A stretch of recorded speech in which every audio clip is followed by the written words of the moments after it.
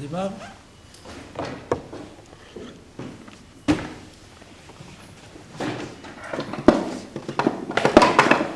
Oui, j'ai juste un câble mètre, c'est grave.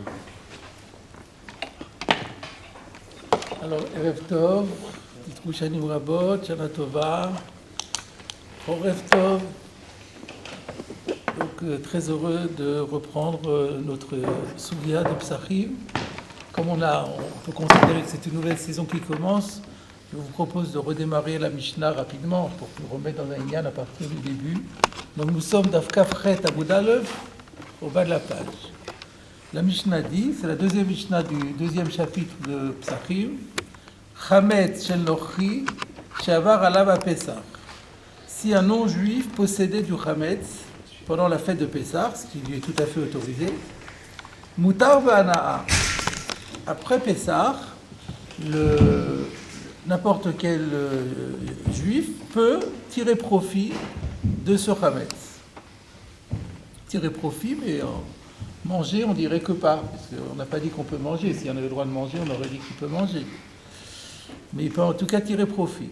Chez l'Israël, par contre, si c'est du Chametz qui appartient à Israël, et donc ça voudrait dire que l'Israël a transgressé la défense de posséder du Chametz à Pessah, à Sourbana, dans ce cas, le Chametz, après Pessah, est interdit de par la Torah, enfin il est interdit au profit.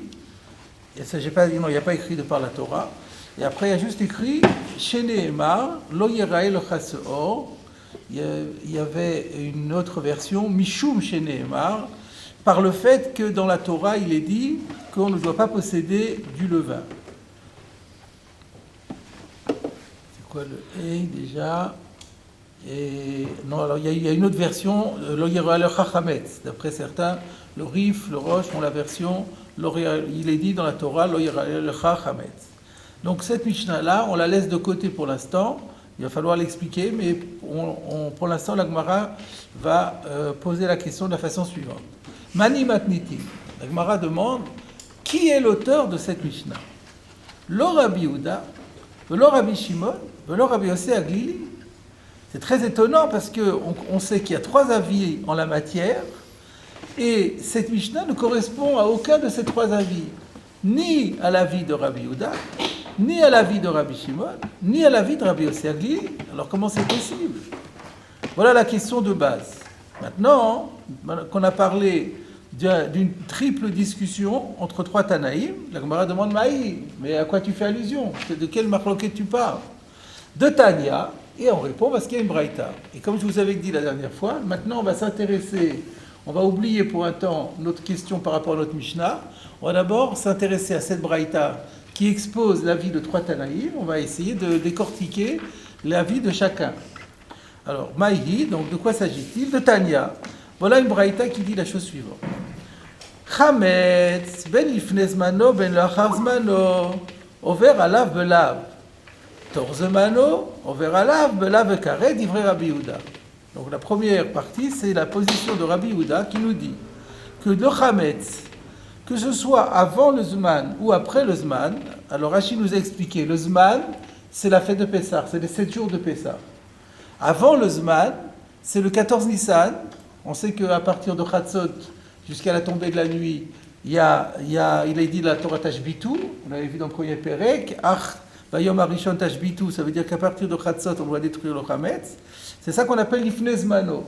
Donc là, Rabbi Yehuda, il dit que l'ifnei zmano, over alav belav, si quelqu'un mange du chametz dans la deuxième partie de la journée du 14, il transgresse un interdit de la Torah. Et Rachid nous a dit, l'interdit, on verra plus loin. Où est le passouk qui dit que c'est interdit, on verra plus loin. Ben lachar zmano, ça veut dire si on a du chametz shavar alav Pesach, s'il y a du chametz sur lequel Pesach a passé, donc si on est après Pessah, on verra là encore il y a une transgression de là. Torzmano, par contre, si on a mangé du chametz pendant la période pascale proprement dite, c'est-à-dire les 7 jours, on verra là belav carré. Il y a une gravité dans le sens que non seulement on transgresse un lave, mais en plus on est passif de la peine de carré. Sous-entendu, alors que dans l'encadrement du flezmano, le chazmano, il n'y a pas carré. Donc il y a lave sans carré. Et ça, c'est la position de Rabbi Yehuda. Très bien. On tourne la page. Rabbi Shimon Omer. On arrive à la deuxième opinion. Rabbi Shimon qui dit Chametz, lifnezmano ou lachazmano, eno over alav belo klum. Donc déjà, il est complètement en désaccord avec Rabbi Yehuda. Il est beaucoup plus méquille. Pour lui, que ce soit dans le 14 Nissan, la deuxième partie de la journée, ou que ce soit du Chametz Shavar Ravala Pesach, on ne transgresse strictement rien. Et Torzmano, par contre, quand on est à l'intérieur de la période des 7 jours de Pessah, Over Alav, Bekaret ou Belav. Donc il semble d'accord avec Rabbi Yehuda et il dit qu'il transgressera, il sera passible dessus s'il le mange, aussi bien de la peine de Karet que du Lav. Alors là, ce qui est choquant, la dernière fois je ne me suis pas arrêté là-dessus. C'est inversé. Oui, c'est inversé. C'est très étonnant qu'on dit il transgresse le Karet et aussi un Lav. S'il y a Karet et un Lav automatiquement, il était plus logique de dire il transgresse le Lav et ce Lav est passible et puni de la peine de Karet. On ne commence pas par la peine et ensuite on dit l'interdit. Donc c'est très étrange. Alors je ne sais pas si avais simplement dit ce qui figure dans les Agod Vetzionim. D'ailleurs peut-être... Oui, non, c'est ça. Que dans beaucoup de Rishonim, ils ne précisent pas lesquels, et dans certains manuscrits, il y a la version Lav et Karet. Donc ça voudrait dire qu'on a une erreur de version, il faut corriger. Lav et Karet, et donc tout va bien. C'est un peu facile, évidemment, de corriger comme ça, mais à l'appui, on a des Rishonim qui... Donc cette version, elle existe. Mais quand même, on peut se poser la question dans la mesure où, dans le Shas Vilna, on a mis Karet et Lav, et personne n'a corrigé pour dire Tsarir Lomar. Ça laisse entendre quand même qu'on pourrait valider la girsa de Karet et Lav. Alors, dans les Agod Vetzionim, il dit voir le Tzlar. Donc je suis allé voir le Tzlar. Vous savez que le Tzlar, c'est l'abréviation de Tzion, le Nefesh Chaya, et l'auteur est Rabbi Yocheskel Lando, qui était de Prague, qui était l'auteur des fameux Sheilot Utshuvot, le Rabbi Yehuda. Ça s'est éteint, tout noir, l'écran. Lequel là? Et à la seconde, c'était jusque-là, ça fonctionnait. Il n'y a plus de batterie. Ah, peut-être. Trop fort pour le Nabi Yehuda. Et donc c'est ça, c'est le Rabbi Yehuda. Alors qu'est-ce qu'il dit le Rabbi Yehuda? Il dit, je propose de dire la chose suivante. Sans avoir de preuve que c'est le cas, je propose de supposer que Rabbi Shimon pense qu'il n'y a pas de Issour Lav sur Chametz Noksha et Chametz Alet Harovet. Ça fait l'objet d'un débat par la suite dans Psachim sur ces deux catégories. Chametz Alet Harovet, c'est-à-dire c'est du Chametz non pas pur mais à l'état mélangé, donc c'est moins grave. Il y a du Chametz, mais il y a aussi d'autres choses, un mélange de Chametz et d'autres éléments qui ne sont pas Chametz. Et Chametz Noksha, c'est-à-dire littéralement du Chametz qui est dur, c'est-à-dire qui est encore apte à être mangé, mais seulement Beshat Atrak. C'est dur à manger, quoi. On peut le manger à la grande rigueur. Alors, est-ce qu'il y a un lave dessus ou pas?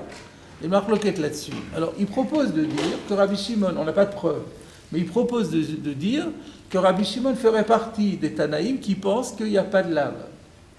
Et alors, dans ce cas-là, il nous le signale de cette façon, en disant, parce que tout le monde est d'accord que sur le Chametz Noksha et sur l'état Harovet, il n'y a pas carré. Le carré, ça c'est réservé au Chametz à l'état pur et consommable de manière tout à fait correcte.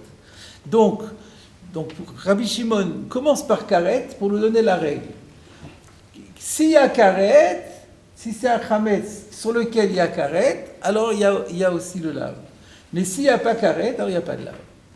Donc c'est pour nous indiquer une halakha que Rabbi Shimon aurait fait cette inversion. Sauf qu'il y a un autre problème qui se pose, c'est que par contre, pour Rabbi Yehuda, on a la démonstration que lui, il pense comme ça. Il le démontre au Rabbi Yehuda que selon Rabbi Yehuda, c'est sûr qu'il n'y a pas de lave dans Noksha et Tarovet. Et du coup, la question se pose, mais si l'inversion, elle est venue le dire, pour me dire cela, qu'il n'y aura pas de lave dans Noksha et Tarovet, Rabbi Yehuda aussi il aurait dû inverser. Donc ça marche pas. Ou bien tout le monde a la même cohérence, le même système, ou pas. Si Rabbi Shimon, lui, il dit qu'on doit mettre karet avant lave pour nous enseigner le din de Noksha et Tarovet, Rabbi Yehuda aurait dû le faire aussi. Donc le Nodav Yehuda se pose à lui-même la question. Il répond en disant Rabbi Yehuda c'est différent parce qu'il faut revoir comment Rabbi Yehuda s'est exprimé. Il a commencé par l'ifles bano et le achar zmano. Et qu'est-ce qu'il a dit? Ben l'ifles bano, ben le achar zmano, over alav belav. Donc on a déjà parlé du lave. On est déjà sur le lave. Et on oppose torz mano. Donc on est obligé de commencer aussi par le lave. Donc voilà comment on pourrait s'en sortir. Vous sentez que c'est un petit peu... Tout est un peu forcé dans cette réponse-là. Déjà de dire que Rabbi Yehuda était obligé, pas vraiment, il aurait pu aussi... Il aurait pu, pour montrer, au contraire, ça aurait été encore plus fort. Et puis, pour Rabbi Shimon, on n'a pas de preuve, on est obligé de supposer.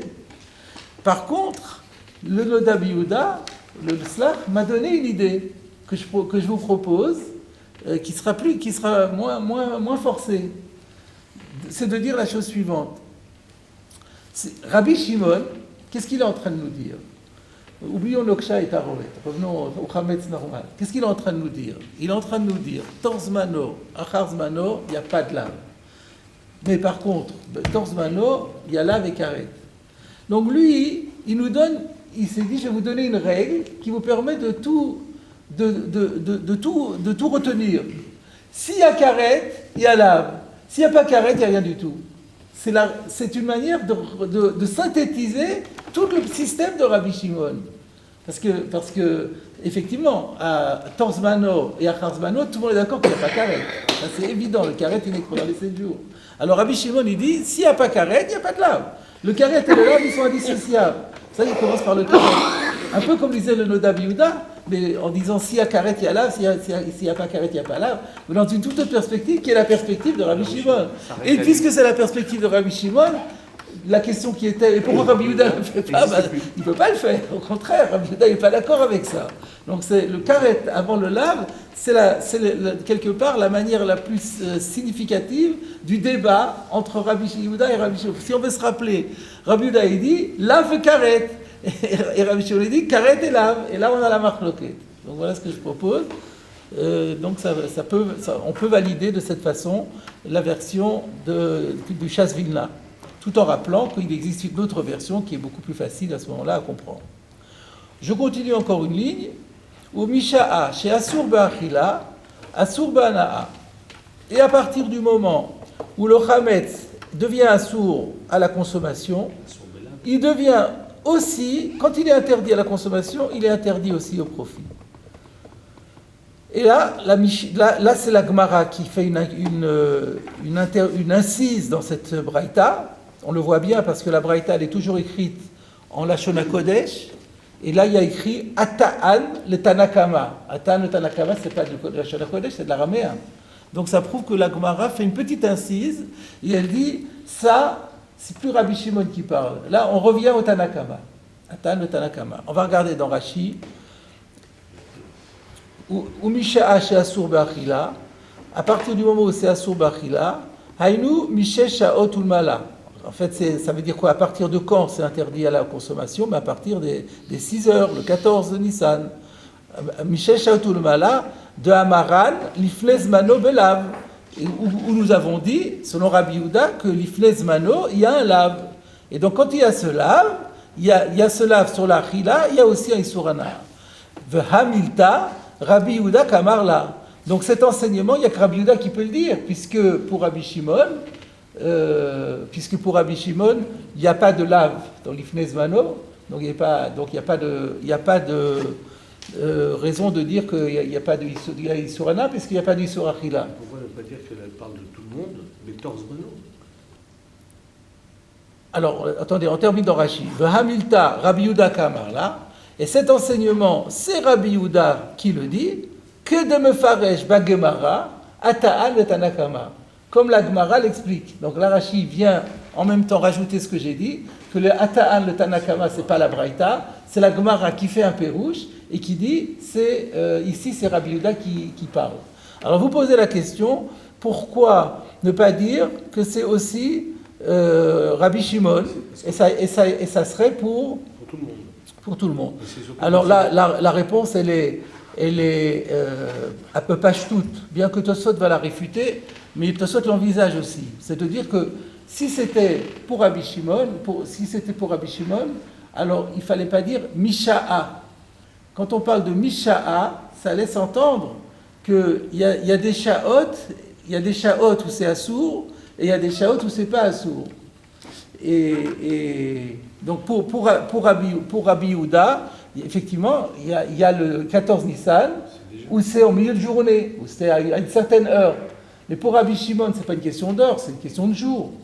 Donc il fallait simplement dire que chez Assour Barkhila, Sobana. Oui, mais si on peut alors, dire donc, tout le monde. Alors oui, mais alors si on dit d'après tout le monde, mais pour Rabbi Shimon ne se reconnaît pas dans cette formulation. Donc on aurait très bien pu dire une formulation commune sans parler le mot sha'a, en disant que kasher Assour Barkhila, Assour, sans évoquer la notion de sha'a. Sha'a, c'est trop fort. On peut trouver une formule qui est commune et dans laquelle tous les deux peuvent se reconnaître. On n'est pas obligé de mettre l'accent sur le sha'a. Ça, c'est la page toute. Tosfot va trouver que ce n'est pas convaincant, il va dire autrement. Mais... Parce que ce qui est bizarre, c'est que la Gemara intervient pour dire ce Atan et Tanakama, alors que la page toute, c'est que la phrase est générale, donc elle pourrait se rapporter à tout le monde. Quelle est la contrainte de la Gemara? Eh ben, d'après ce que j'ai expliqué, c'est le Misha'a. C'est le mot Misha'a. Ouais. Alors, la Braïta n'est pas terminée, puisqu'il y a encore la position de Rabbi Yossé Aglili qui va intervenir. Mais on va mettre la pause déjà, puisqu'il y a un Tosfot sur Rabbi Shimon. Alors, autant maintenant nous tourner sur Rabbi Shimon et approfondir la pensée de Rabbi Shimon comme Tosfot va le faire. Alors, Tosfot, le premier Tosfot de la page, Rabbi Shimon Omer, Chametz, Nifle Zmano, ou Lachar Zmano, Eno, Over, Alav, Velo Kloum. Il ne transgresse strictement rien. Niré. Il me semble, dit Tosfot, vous remarquez que Niré, c'est prudent. C'est comme ça, mais Niré, il me semble, de le Rabbi Shimon, que pour Rabbi Shimon, Nehi de Eno Over, Alav, Belav, de Chametz, Nifle Zmano, que pour Rabbi Shimon, s'il est vrai que on ne transgresse pas un lave sur du chametz avant le zman, modéou de Assour Bachila, Mishesh Shaot Ulmala. Mais quand même, il reconnaît qu'il y a un issour. Quand il dit que Eno Over à lave, ça ne veut pas dire qu'il n'y a pas de issour du tout. Ça veut dire qu'il n'y a pas de lave, mais il y a un issour. C'est quand même marqué Belokloum. Il s'est quand même marqué Belokloum. Alors c'est la raison pour laquelle, d'ailleurs, le Pnei Yoshua explique que Tosfot, on va voir que d'abord, premièrement, il a dit Niré. Et puis maintenant, on va voir qu'il amène plein de preuves. Alors le Pnei Yoshua, il dit pourquoi il se casse la tête, Tosfot, à faire tant de preuves et tout? Parce que le Lachon, au départ, le Lachon de Eno, Over, Alav, Belokloum, laisse entendre, il n'y a rien du tout. Et là, on est en train de dire, non, c'est pas qu'il n'y a rien du tout, mais il n'y a pas de lave. Donc c'est un peu forcé. Bon, Tosfot, on sait que ça ne le gêne pas trop. Mais il faut avoir des preuves. Voilà. Comme ça, le Pnei Yoshua explique. Alors, c'est quoi la preuve? Mide amrinan beperekama. Donc, première preuve, par le fait que nous disons dans le premier chapitre, Daf Yudalot Amud Aleph, c'était la fameuse Mishnah de Rabbi Hanina Sgan HaKohanim, si vous vous rappelez. En sorfin truma teora imatemea. Il y a écrit dans la Mishnah là-bas qu'on n'a pas le droit de brûler une trouma pure en même temps qu'une trouma impure. Pourquoi? Parce qu'en les brûlant ensemble, on va rendre impure la trouma Torah, et c'est pas parce que celle-ci doit être brûlée qu'on a le droit pour autant de la rendre impure. Voilà ce que dit la Mishnah. Mashma, mais du coup ça laisse entendre, halevada sorfin beshesh. Si on me dit on les brûle pas ensemble, c'est que ça veut dire qu'on doit les brûler. Et donc, j'ai pas le droit de les brûler ensemble, mais ça veut dire que je dois les brûler séparément. Et quand est-ce qu'on les brûle? C'est à la 6e heure, ou à 6 heures. Ve'im uteret le'echol yochlena dalayla. Or, si on disait que, selon Rabbi Shimon, la troumat chametz, on a le droit d'en manger jusqu'à la nuit, bah pourquoi la brûler? Toute la problématique de comment les brûler, avec ou sans, il n'y a pas besoin de les brûler. La troumat mea, oui, on la brûle parce qu'on ne peut pas la manger, mais la troumat Torah, il n'y a aucune raison de la brûler. Donc, on voit qu'on est obligé de la brûler, ce qui prouve qu'il y a un Issur Achila. C'est une Braïta là-bas, c'est une Mishnah. C'est la Mishnah. C'est une Mishnah et c'est Stama, il n'y a personne. Alors, le problème qui se pose, c'est, oui, mais qui nous dit que cette Mishnah va comme Rabbi Shimon? Voilà. Alors là, vous avez un Guillon, vous, dans votre édition? Je crois que oui. Il est rapporté par le Guillon. Dans Osvadar, il ramène un Guillon. Donc ça veut dire que dans toutes les éditions, vous avez une étoile ou quelque chose qui renvoie et qui dit Ayin beharosh de Asbarat fait. Veuillez vous reporter au commentaire du Roche qui explique plus. Le Roche dit la même chose que Tosfot, mais il est plus détaillé dans sa démonstration. De Mukminan là que Rabbi Shimon le Achmatnitin bedafkaf amudbet. Dans la dafkaf amudbet, la Gemara, elle dit que ça va comme Rabbi Shimon à l'Ibad Rabbi Yoshua. C'était ça la Ukimta. Alors, Tosfot l'a sous-entendu, et c'est souvent comme ça, ce qu'il explique toujours. Le Roche est aussi un Baal Tosfot, mais il est postérieur, largement postérieur au Tosfot français. Et donc, plus on avance dans le temps, et plus on se sent obligé d'expliciter les choses. Donc Tosfot, lui, il parle à des connaisseurs, donc il n'a pas besoin de dire que tout le monde se rappelle que d'Afkaf, on a dit que ça allait comme Rabbi Shimon. Le Roche dit, vaut mieux quand même l'expliciter. Donc voilà, on comprend donc la première preuve, c'est que la Gemara d'Afkaf a dit que cette Mishnah va comme Rabbi Shimon. On voit que d'après Rabbi Shimon, on brûle la trouma après la 6e heure. Si on la brûle, c'est qu'on ne peut pas la manger. Sinon, il n'y a aucune raison de la brûler.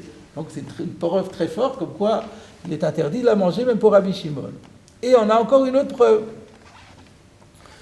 Ve'od, deuxième preuve, de Ka'amar, Misha'a, chez Asur Be'achila, Asur Be'ana'a, Ata'an et Tanakama. Et on a vu là que la Braïta, elle disait, à partir du moment ou de l'heure où le Chametz est Asur Be'achila, il est aussi Asur Be'ana'a. Et la Gemara a rajouté, ça va comme le Tanakama. Miklal de le Rabbi Shimon, Asur Be'achila, Afalpi Shenu Asur Be'ana'a, Dainu Acharshesh. Donc Tosfot dit, pourquoi on dit Atan le Tanakama? Il pose la question que vous avez posée. Pourquoi ne pas dire que ça va comme Rabbi Shimon aussi? Ah, parce que pour Rabbi Shimon, il y a un Isur Achila, déjà à partir de Shesh, mais il n'y a pas le Isur Ana'a. Alors il ne peut pas se reconnaître dans la phrase qui dit Misha'a Asur Ba'achila Asur Ba'ana'a. Si on disait qu'il n'y a pas de Isur Achila du tout, alors on dirait comme vous, on parle de. Donc voilà ce que Tosfot pense. Voilà. Là, on voit que Tosfot n'a pas admis. Et dans le Tosfot à Rashba, on voit en détail, il dit, et le Roche lui-même, il dit, tu pourrais dire que Atan le Tanakama, c'est parce qu'il y a écrit Misha'a, mais Enon Iré, c'est pas suffisamment fort, il vaut mieux dire comme ça. Mais ce n'est qu'une deuxième preuve, hein, c'est pas une preuve non plus à 100%. Donc moi je dis que dans Rashi, c'est pas mashma comme ça. Dans Rashi, c'est mashma que Hamiltar Rabbi Yehuda Kamarla, il a l'air de dire que c'est comme ça, on n'a pas besoin de si vraiment Rashi pensait comme Tosfot, que la raison pour laquelle ça ne peut pas être comme Rabbi Shimon, c'est parce que Rabbi Shimon pense qu'il y a Isur Achila. Rashi aurait dû nous laisser entendre quelque part qu'il y a Isur Achila. Or, Rashi nous a dit,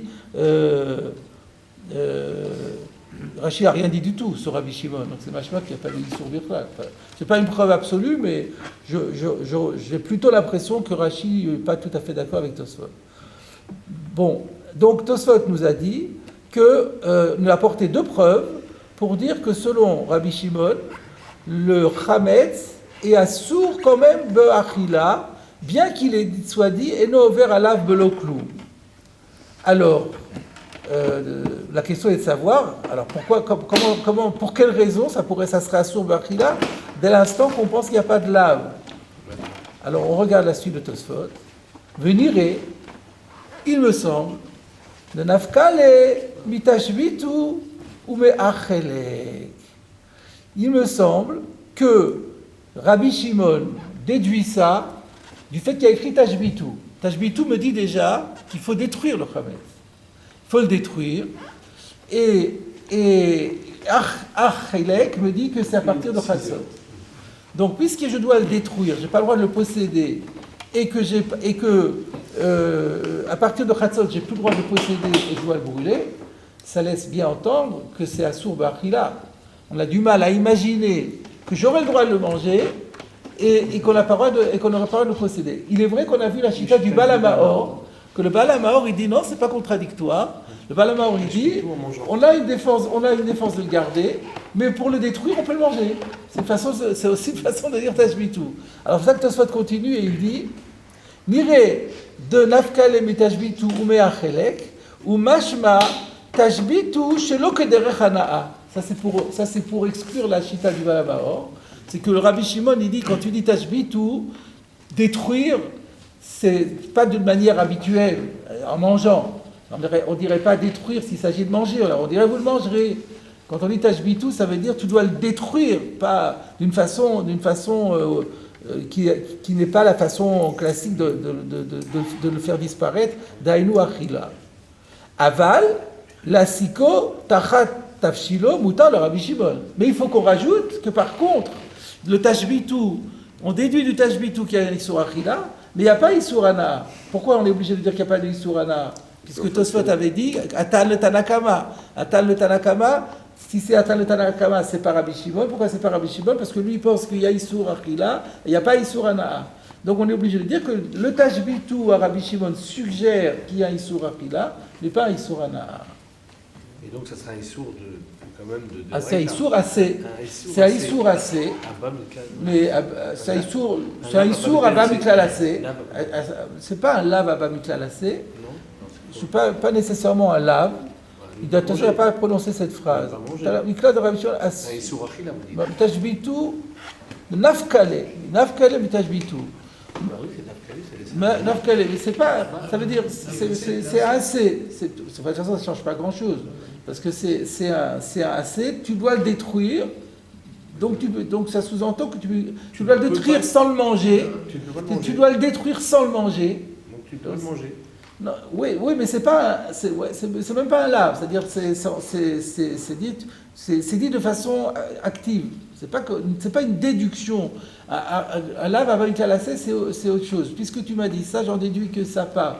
Mais là, c'est pas une déduction, c'est carrément dit. C'est comme par exemple Tishbot. Quand la Torah nous dit Shabbat Shabbaton, c'est un lave avec un calacé? Non, c'est assez. Repose-toi. Mais repose-toi, ça veut dire ne travaille pas. Oui, mais quand on peut formuler la défense sous forme active, ça s'appelle un assez. Et Tashbitu, c'est ça pour moi. Tu le détruis, mais d'une autre façon qu'en le mangeant. Donc je ne peux pas le manger. Mais c'est écrit de manière active, c'est pas un lave. On pourrait le dire comme ça. Pourquoi je tiens à dire que c'est pas un lave? Parce que ça explique mieux le fait qu'il y a écrit Eno Over Beloklu. Parce que Over, c'est surtout pour remarquer, non, il y a aussi Over BAC. On peut être over BAC aussi. C'est vrai que le Belokloum, selon Tosfot, il faudra dire que le Belokloum, ça veut dire pas un lave. Et non over Belav. Mais le Lachon est un peu d'Ochak aussi, d'après ça. Ouais. Alors maintenant, le Pnei Yoshua pose une question. Mais il dit, mais pourquoi Tosfot se casse la tête à trouver une dracha sophistiquée? On n'a qu'à dire que c'est une Xerat Chachamim. Tout simplement. Que les Chachamim ont interdit. Ça aurait été beaucoup mieux. En plus, là, le over sera encore mieux. Eno over Beloklu, Eno over Alav Beloklu, il n'y a pas d'Issour Torah. Il y a d'interdiction rabbinique. Et les preuves qu'on aurait retenues aussi. Pourquoi? Donc la question du Pnei Yoshua mérite d'être posée. Pourquoi est-ce qu'on ne dirait pas que c'est une Xerat Rabbanan? Il répond parce que Tosfot ne voit aucune raison pour que les Chachamim fassent une telle Xéra. Si Minatora, il n'y a pas de problème. Si Minatora, la Torah m'autorise à à consommer le chametz, comme le balamaor. Il me demande de le détruire, mais je peux le manger, je peux le brûler sur mon... Je peux faire tout ce que je veux avec. L'essentiel, c'est que ça ne reste pas. Alors pourquoi est-ce que le Chachamim viendrait et dirait « Ah non, non, non, non, pas le droit de le manger. La Torah, elle te permet de manger, toi tu me dis de ne pas manger, donc il n'y a aucune raison. » Voilà ce que propose le Pnei Yoshua. Sauf que le Pnei Yoshua, il dit « Oui, mais j'ai quand même un problème. Parce que le tour dans le Siman Tav Mem Gimel rapporte la chita du Baal Haïtour, Rabbi Abba Marie de Marseille, qui a écrit un Sefer Haïtour. Et dans le Baal Haïtour, il est posé comme Rabbi Shimon. Au niveau halakha, là-bas, on est dans les Tav Mem Gimel, on est dans les halachot. Donc il est passé comme Rabbi Shimon. Nous on est passé comme Rabbi Yehuda. Mais bon, on n'est pas encore censé le savoir. Mais... Non, je parle pour l'Ifnez Mano. Là, on est sur l'Ifnez Mano. L'Ifnez Mano est passé comme Rabbi Yehuda. Mais lui, il est passé comme Rabbi Shimon. Mais il dit que Rabbi Shimon est Oser Midrabanan, Be'achila ou Be'ana. Alors donc ça fait un petit peu, ça contredit ce que dit le Pnei Yoshua, parce que le Pnei Yoshua, il a dit, Tosot ne voit aucune raison de faire une zéra. Et le Baal Haïtour, comment lui il a fait, comment il a trouvé une raison. Alors, la réponse du Pnei Yoshua, c'est que peut-être on peut dire que le Baal Haïtour pense que les Chachamim ont fait une gezéra Bisman Azé à tout Bisman Amigdash. Et qu'est-ce qu'il y avait Bisman Amigdash? Bisman Amigdash a écrit Lotishrat al-Chametz Dam Zivri. Donc tu n'as pas le droit de faire la shrita du Korban Pessah tant qu'il y a du Chametz. Donc, hein? C'est après la 6e heure, c'est quand même ça. Pardon? C'est beaucoup après la 6e heure. Non, la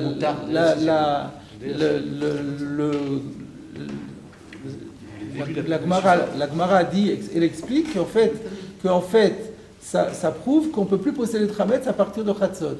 Et on avait vu ça, c'est Ravad Afhei qui avait dit. Ravad Afhei, il avait dit d'où on sait que le Tashbitu il s'arrête, il commence à Chatzot.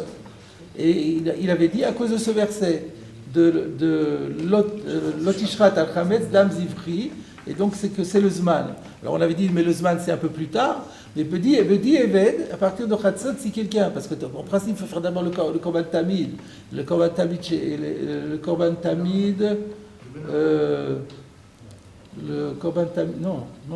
vient après. Non, mais parce qu'il fallait le faire le plus tard possible, parce qu'il fallait faire tous les corbanotes. À Pessah, c'est spécial. Hein? À Pessah, il vient avant, je crois. Le Korban Tamid vient avant Korban Pessah, il me semble bien. On ne dit pas Ashlem Kol HaKorbanot Kulam. Kol HaKorbanot Kulam Chutzmi, ouais, c'est ça. Ouais.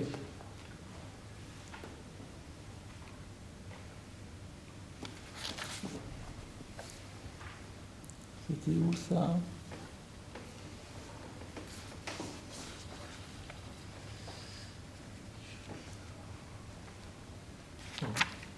Au début le Tamid Nishrat, Afnunchet, Tamid Nishrat Beshone Omertza, Bekarev Betisha Omertza, Barve Psachim Nishrat Besheva Omertza.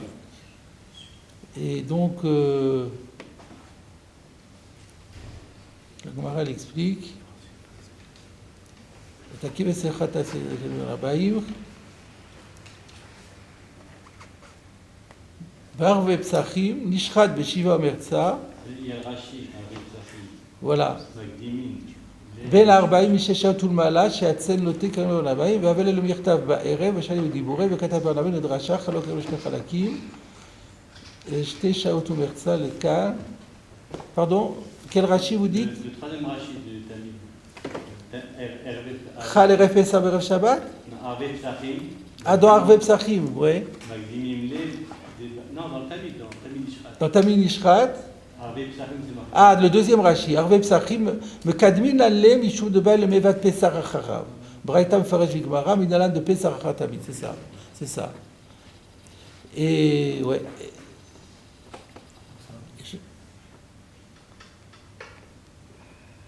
Ok.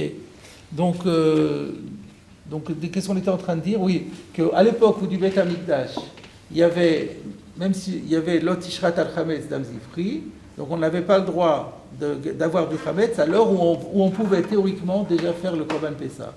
Et donc on rappelle du Bisman Azé, alors on a du Bisman Amikdash, alors au Bisman Azé on a fait ça. Et voilà ce que dit le Plé Yoshua. Alors on pourrait dire, alors pourquoi Tosfot n'est pas d'accord avec cela? Alors peut-être qu'on peut rajouter parce que ça va bien pour le Balaïtou qui dit que c'est Assour Midrabanan Be'achila et Be'ana'a. Alors ça veut dire effectivement je ne peux plus en avoir. Mais d'après Tosfot, selon lequel on est obligé de penser d'après Rabbi Shimon, qu'il y a Issour Achila, mais pas de Hana'a, alors ça colle pas, parce que si on allait au temps du Beth Amikdash, on ne devrait pas avoir le droit d'être né, puisqu'on n'a plus le droit d'en avoir au moment de la Shrita. Donc peut-être qu'on peut même rajouter ça pour faire que la réponse du Plé Yoshua soit encore plus claire. Mais ce n'est pas obligatoire. Donc, on revient à notre Tosfot. Donc là où on est arrivé, donc la première partie de ce Tosfot, c'est que on a dit que selon Rabbi Shimon, il n'y a pas de lave, mais en fait, il y a un assez, le assez de Tashbitou, mais ce assez de Tashbitou interdit la consommation, mais pas le profit. D'où la question qui suit. Veim Thomas, Tosfot demande, Lama sorfin bechesh le Rabbi Shimon. Alors dans ce cas-là, pourquoi, selon Rabbi Shimon, on a l'habitude de brûler le chametz à la 6e heure? Yasikenu adalayla, me'at tachat avshilo. On devrait, puisque Rabbi Shimon permet d'être né pendant toute la période qui va jusqu'à la tombée de la nuit, on n'a qu'à lui permettre de brûler le chametz pendant cette demi-partie de la journée, jusqu'à la nuit, petit à petit, pour faire la cuisine, sous sa cuisson. Or, quand on dit sorfil du trilatchèche, ça veut dire qu'il faut tout enlever. C'est dommage. On a du chametz qu'on pourrait utiliser comme boîte de chauffage pendant toute la journée. Et pourquoi on nous astreint à s'en débarrasser immédiatement? Rabbi Shimon est d'accord que sorfil trilatchèche. Ouais. Oui, ça on l'avait vu. On l'a vu ça dans la Mishnah. On avait vu on avait vu Rabbi Yehuda Omer. Rabbi Yehuda lui dit Tolin ochlin kol arba, ve tolin kol chamesh, ve sorfin mitrilat shesh. Et Rabbi Shimon il disait quoi? On avait vu Rabbi Shimon, me semble-t-il. C'était où ça?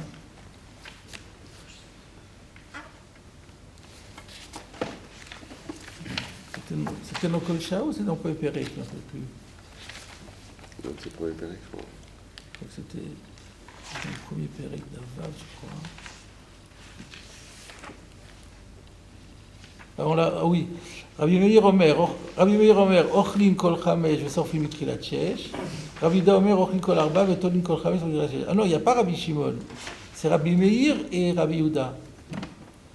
Alors, d'où Tosfot prend-il que Rabbi Shimon, on a dû le voir quelque part, certainement il doit y avoir une raya que Rabbi Shimon aussi. Lama sorfin veshesh le Rabbi Shimon, yasikenu adalayla, me'at tachat avshilo. Une fois, est-ce que Rabbi Shimon apparaît dans la Mishnah de Kol Sha'a? Rabbi Yehuda Chachamim.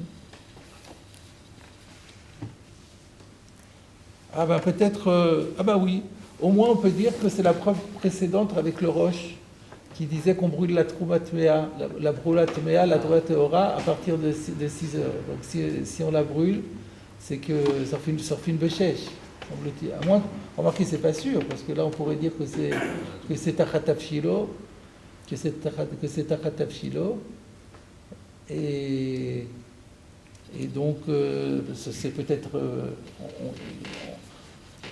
on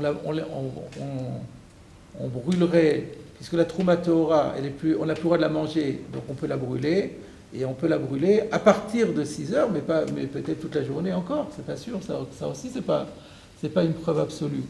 Qu'on puisse plus le manger, c'était une preuve, mais qu'on soit obligé de le brûler, c'est pas sûr qu'ils disent qu'on peut le brûler. Peut-être qu'on pourrait le brûler progressivement. Je sais pas. Donc ça, il faudrait effectivement clarifier d'où Tosfot a admis que Rabbi Shimon pense comme ça.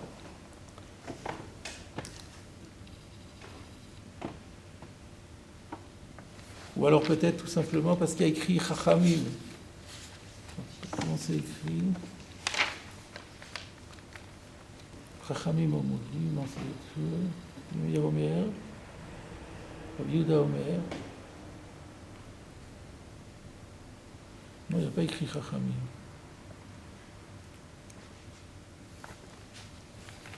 Un instant, je revérifie. C'était la Mishnah, elle était Daf Dalet Amud Bet, ou Yudalef Amud Bet.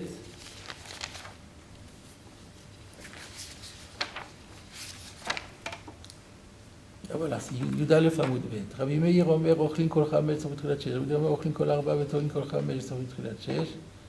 Veod Amar Rabbi Yehuda. Non, il n'y a pas Rabbi Shimon. Il n'y a pas Rabbi Shimon. Hein? Tosfot Arosh. Jetez un coup d'œil, c'est vrai. Il n'y a pas Tosfot Arosh, il y a Tosfot Rabbeinu Peretz, mais il ne parle pas de ça, je ne crois pas. Je vais vérifier.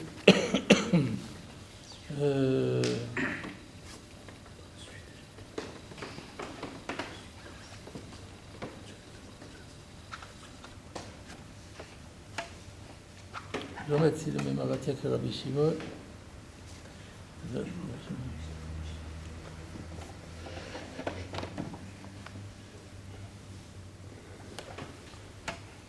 Le cacher, Imken Amai Sorfin Oto Beshesh. Il pose la question, mais sans prouver. Alors il reste le roche, éventuellement. C'est un coup d'œil dans le roche. Va de Kama Rabbi Shimon.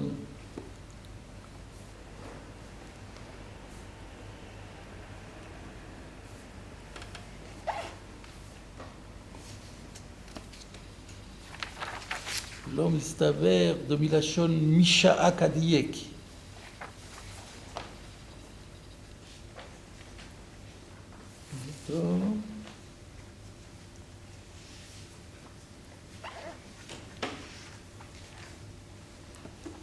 Non, il ne rentre pas là-dedans le roche. Donc voilà, il faudrait approfondir un petit peu plus.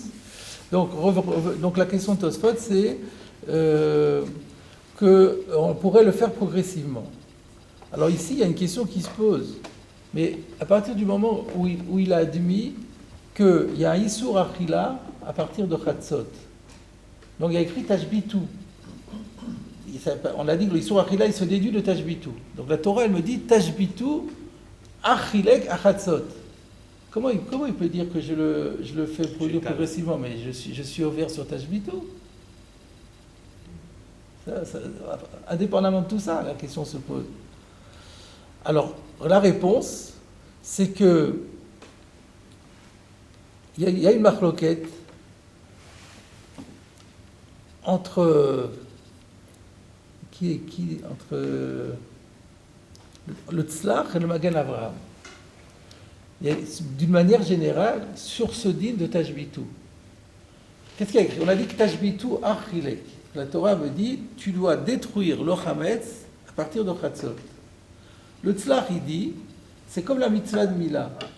La Mila, la Torah me dit, la Mila, tu dois le faire le 8e jour. À partir du 8e jour, au lever du soleil. Je suis obligé de le faire au lever du soleil? Zrizin Magdim la mitzvot, mais je suis obligé. Je peux le faire toute la journée. Donc là aussi, Tashbitu Ach Bach Yom Arishon, à Chatzot, démarre la mitzvah de Tashbitu. Mais qui te dit que tu dois la faire à la seconde près? Tu as toute la journée pour ça. La demi-partie de la journée pour ça. Voilà ce que dit on voit que Tosfot, il comprend comme le Tzlach. Donc c'est pour ça qu'il dit, dans la mesure, je suis d'accord que Tashbitou vient me dire que c'est Assour Bachina. À partir de ce moment-là, tu dois détruire. Donc à partir de ce moment-là, c'est Assour Bachina. Mais pour autant, c'est un début du temps de destruction. Tu as toute la journée pour ça. Alors c'est quoi la question? Alors c'est pour ça que Tosfot dit, dans ces conditions, puisque selon Rabbi Shimon, j'ai le droit d'être né du Hametz, eh ben, pourquoi est-ce qu'il faut tout brûler tout de suite? On n'a qu'à brûler progressivement. Et comme ça, on utilise, on fait des économies. Et c'est comme la C de Mila, conformément à la Shita du Tzlach, alors que le Magen Avraham, dans le Siman Tav Mem Dalet Sifkatan Yud Aleph, lui il dit que Tashbitu, c'est pas comme Mila.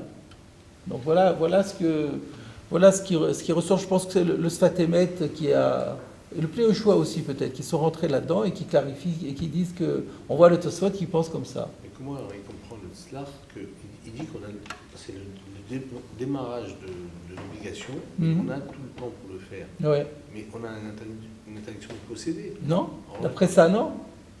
D'après ça, non. C'est ça le chidouche. Ça revient à ça, finalement. Pour nous, c'était évident qu'on disait Tashbitou, donc c'est interdit de posséder, mais là, c'est très... Dans ce Tosfot, on a la preuve que non, qu'on n'est pas obligé de comprendre comme ça. Bon, alors au niveau halachique, c'est clair que aujourd'hui on dit on brûle tout, bitrilachech, mais d'après le tzlach, on ne serait pas obligé, apparemment. Alors le Sfat Emet pose encore une autre question. Pourquoi, sur la question de Tosfot, avant de voir la réponse de Tosfot, il dit pourquoi on ne répondrait pas simplement à la question de Tosfot par la Gemara qu'on avait vue d'Afei. On s'était posé la question là-bas d'où on sort le din de Chatzot. Et il y a plusieurs, il y a Achilek notamment, il y a plusieurs réponses qui avaient été données. Et si vous regardez d'Afei Amoud Aleph, au bas de la page, il y a une dracha qui est faite, j'en ai parlé tout à l'heure d'ailleurs, c'est celle de Rava. Rava Amar Me'acha, Lo Tishrat al Chametz Dam Zifri, Lo Tishrat a Pesach, Vadaïn Chametz Kayam. Que tu n'as pas le droit de faire la shrita sur le Chametz, c'est-à-dire tu ne peux pas faire le Korban Pesach lorsque tu as encore du Chametz. Alors la Gemara dit Ve'ema kol chad v'chad ki shachit. Peut-être que le pshat c'est pas un zman de destruction du chametz pour tout le monde, mais ça veut dire que chaque personne, quand il fait la shrita, il faut que lui il ait plus de chametz. S'il décide de faire la shrita à chatzot, alors là effectivement, même si c'est du diévet, ça sera cachère, mais là il faut pas qu'il ait du chametz, sinon il a ouvert un lame. Mais si par exemple lui il a plus de chametz, mais les autres ont encore du chametz, ça ne dérange pas. Donc tu ne peux pas déduire de là a priori qu'il y a un din pour tout le monde qu'on ne doit plus avoir de chametz à ce moment-là. La Gemara répond Zman Shrita Marachamana. Une svara que quand la Torah elle a dit Lotishrat à Pesach, c'est le Zman Shrita. Ça veut dire que le Zman Shrita pour tout le monde, c'est un seul Zman pour tout le monde. On ne peut pas dire que ce n'est pas un Zman à géométrie variable, c'est un seul Zman. Et donc si c'est un seul Zman, ça veut dire que si à Chatzot on me dit que c'est le Zman du Korban Pesach, ça veut dire qu'à ce moment-là on ne peut plus avoir de Chametz. Donc d'après Rava, on ne peut plus avoir de Chametz au moment de Chatzot. Donc on n'a qu'à répondre que Rabbi Shimon il pense comme ça. Voilà la question que soulève le Sfat Emet, il répond pas. Et j'ai pensé à une réponse en regardant le Rabbeinu Peretz, là-bas d'Afei. Je vais vous lire ce qu'il dit le Rabbeinu Peretz d'Afei. Tosfot Rabbeinu Peretz.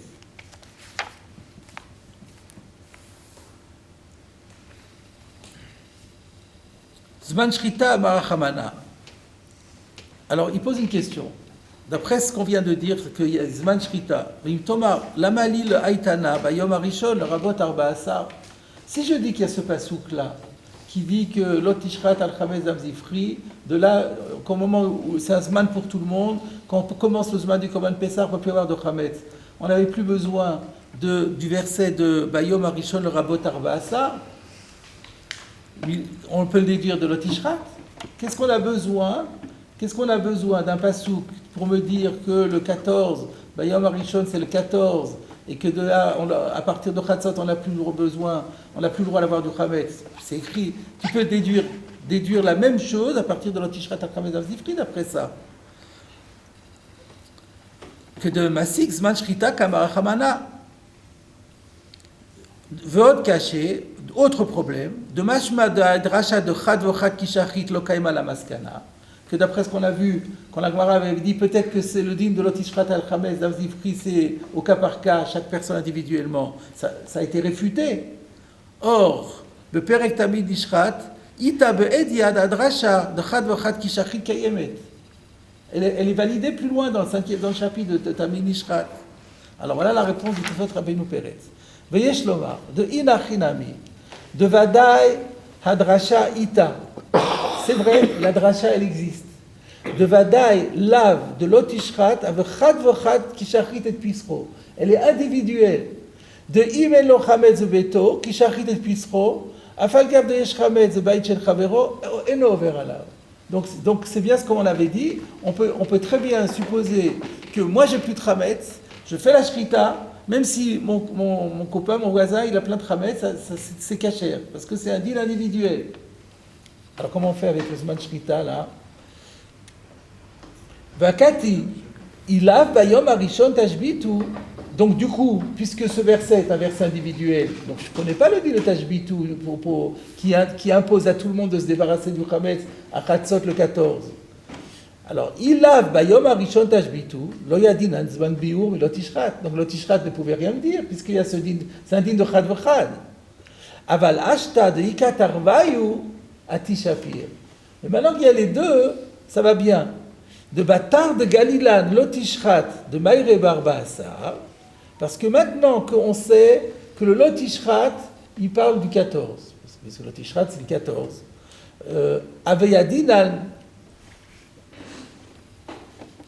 Aveyadinan de assez le tashbitu avec bisman shrita. De mistama qui tsiva rachamana assez le tashbitu la m le Israël kavala m zman chez ushavé la kol d'aïnou zman shrita d'ave b'sheshaot. Donc au début il y a une source shrita individuelle. Mais maintenant qu'il y a assez le tashbitu, on a besoin de la tashbitu. Et il y a Bayom Arishon qui me dit que le tashbitu, c'est le 14 aussi. Donc, j'ai un verset qui me dit qu'il y a une source shrita individuelle. J'ai un passou qui me dit que la journée du 14, à un moment donné, il y a tashbitu. Je me pose la question de savoir à quel moment commence ce tashbitu. Il est logique d'admettre que ce assez de tashbitu, c'est collé sur le Zman Shrita. Donc, parce que comme je vois qu'il y a déjà un din individuel pour chacun, c'est incompatible de faire sa shrita et d'avoir du chametz, et il est logique, il y a un issour de tashbitu qui dit à tout le monde, qui donne un issour de posséder le chametz à tout le monde, il est logique de dire que si la Torah n'a rien précisé, que c'est le zman shrita. Donc le zman shrita me dit, d'une part, qu'il faut détruire le chametz à l'heure où on peut faire la shrita. Maintenant, indépendamment de ça, si quelqu'un fait la shrita et qu'il a encore du chametz, il est ouvert à lave. Si par contre il a plus de chametz, l'autre en a encore, et un autre n'a pas respecté tashbitu, mais lui il a respecté tashbitu, il n'est pas ouvert. Donc ce sont les deux psukim sont mitztarfim. Voilà ce qui ressort c'est une très jolie explication de Rabbeinu Peretz qui explique pourquoi on a besoin des deux psukim. Alors, d'après ça, quelle était la question du Sfat Emet? Le Sfat Emet a dit, pourquoi on ne l'a pas dit? On n'a qu'à dire que Rabbi Shimon, il pense comme Rava. Alors, réponse, oui, mais Rava, le din de Rava, c'est le pasouk avec tashbitu. Mais si on dit que tashbitu me permet de continuer à brûler du chametz toute la journée, alors dans ce cas-là, j'ai aucune... Attendez, pourquoi si dans ce cas-là, un instant, de la dracha de Rava, on ne déduit que simplement qu'il y a un din de chad v'chad. Et que s'il n'a pas de rabais dans sa maison, même si son camarade en a, il n'est pas ouvert. Mais comme il y a le tashbitou, le yom yudalet, alors on dit que c'est bisman shrita. Mais pour Rabbi Shimon, qui va dire que tashbitou, ça interdit la chila, mais ça n'interdit pas la hana'a. Donc, même si on dit que le tashbitou intervient au moment de la shrita, ça va rester. Le tashbitou intervient au moment de la shrita. Ça reste, même svara de Rava.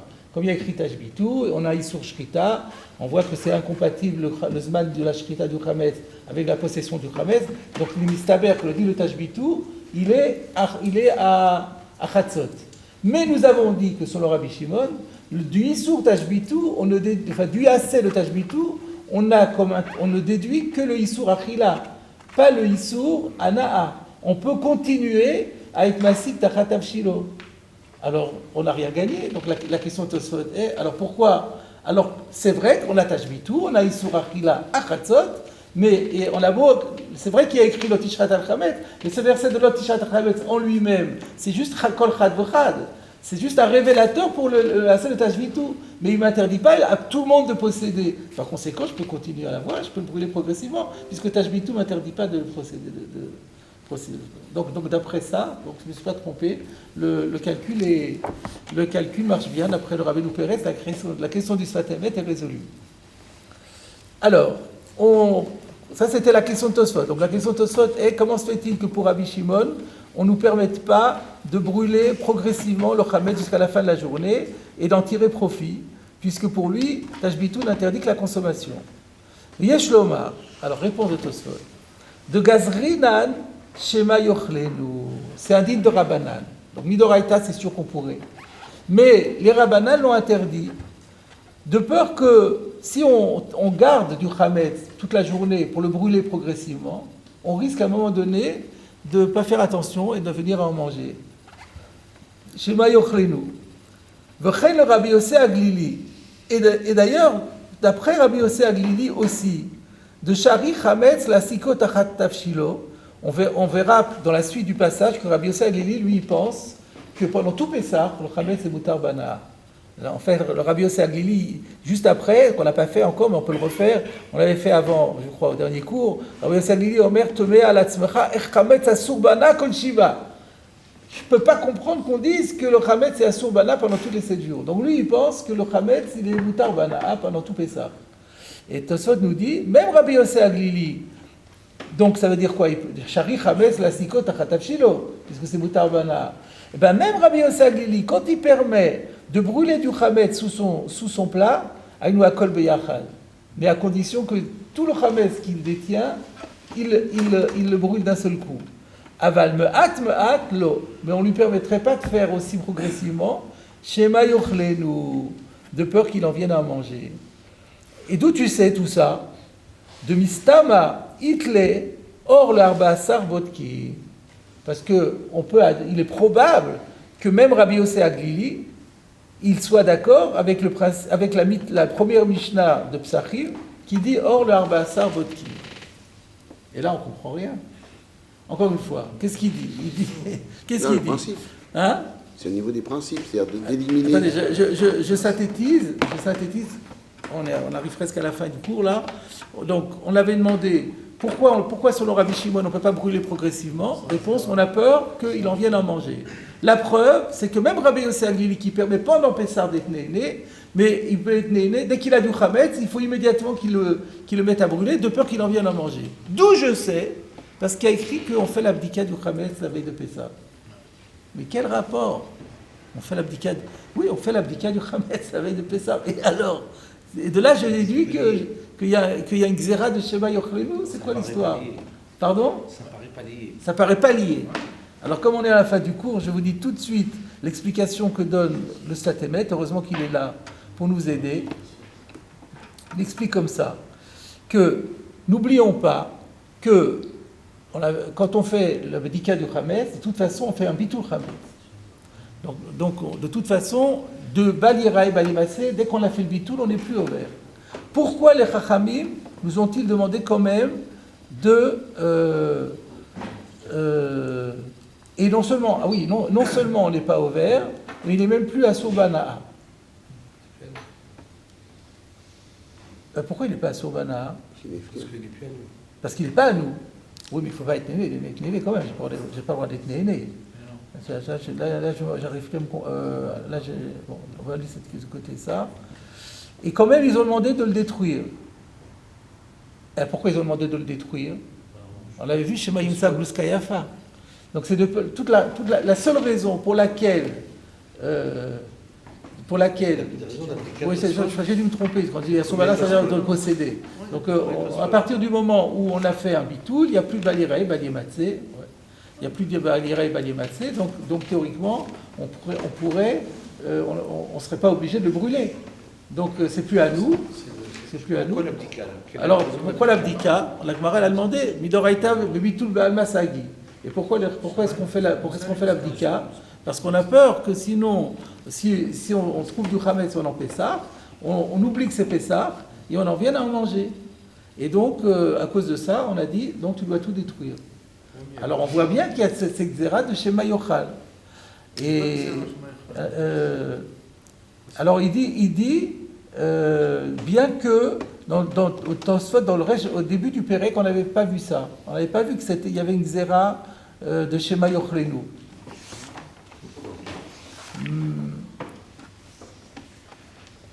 Alors la question est de savoir, mais pour quelle raison la Torah... Ah oui. Non, quand j'ai dit il n'est pas sur Bana, c'est pour Rabbi Yossé Aglili. Pour Rabbi Yossé Aglili, à Pessah, le Hametz c'est Moutar Bana. Donc pourquoi je fais une bdika? Là, ça ne peut plus être de peur que je sois né, j'ai le droit d'être né. C'est pas pour être baliré, j'ai fait un bitoul. Donc, al-kochach, que c'est Shema Yochal. Donc, il y a que c'est pour Rabbi Yossé Aglili, pour Rabbi Shimon, il n'y a pas la preuve, ça pourrait être de peur qu'il soit né.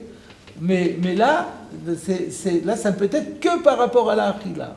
Et donc, alors il se pose une question, mais où est-ce qu'on a vu que quelque chose qui est Moutar Bana'a, et sur lequel j'ai aucun issour, j'ai un droit de possession, enfin je ne peux pas transgresser l'interdiction de possession parce que j'ai fait un bitoul, où est-ce qu'on a vu qu'on a fait une zéra de peur qu'on en mange?